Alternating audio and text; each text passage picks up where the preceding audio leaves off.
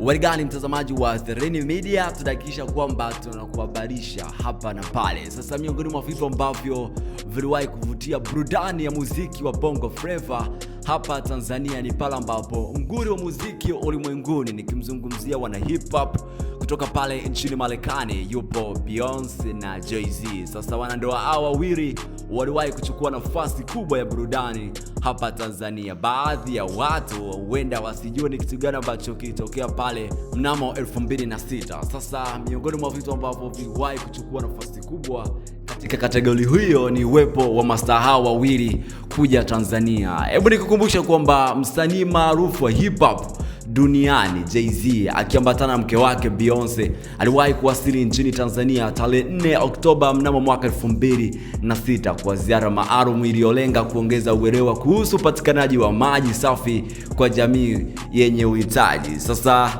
ziara hiyo iliyojulikana kama Water for Life Tour iliyohusisha matembezi na shughuli mbalimbali za kijamii katika jiji la Dar es Salaam na ilikuwa under UN.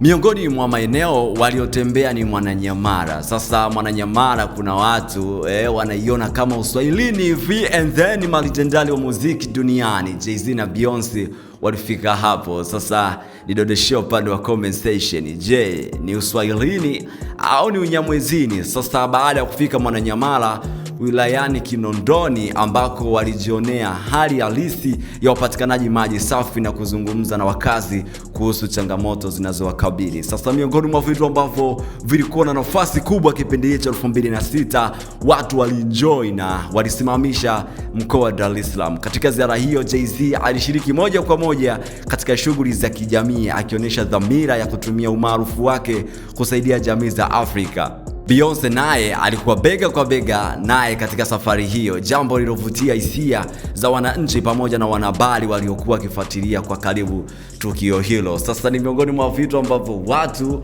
walikuwa very surprised pale ambapo Umoja wa Mataifa uliweza kuwatumia nguli hao wa muziki na ushawishi wao mkubwa wa muziki duniani kuja kuleta taswira mpya ya uwepo wa huduma za kijamii. Sasa mbali na shughuli za kijamii, Jay-Z rapper alifanya tamasha kubwa la muziki katika ukumbi wa Diamond Jubilee hapa jijini Dar es Salaam. Tamasha hilo liliweka historia kubwa kuwa miongoni mwa matamasha makubwa ya msanii wa kimataifa kuwahi kufanyika nchini Tanzania wakati huo. Sasa miongoni mwa matamasha ambayo na include, huwezi kushindwa kuwa include nguli au muziki duniani Beyonce na Jay-Z ambao waliwahi kuja Tanzania mwaka 2006 na kucheza ngoma za Kizaramo. Nidondesha upande wa maoni kwenye upande wa comment section, ni kitu gani ambacho ulikuwa ukijui au ni kitu gani ambacho unakijua kwa nguli wakubwa wa muziki duniani ambao waliwahi kuja Tanzania kwenye shughuli mbalimbali za kijamii, kimichezo au kiburudani, and then wengine wajue. This is The Reni Media. Make sure kwamba una comment, una share, na subscribe ili uzidi kupata story kali kama hizi hapa. Ruge the Great, muda wote nilikuwa nyuma kipaza hapa kukuambia ni kitu gani ambacho kinazidi kuchukua nafasi kubwa kwenye upande wa muziki. Pale IG unapatikana kama Ruge the Great, and then can follow kila kitu kiwe kama rigado kama bia. Bida.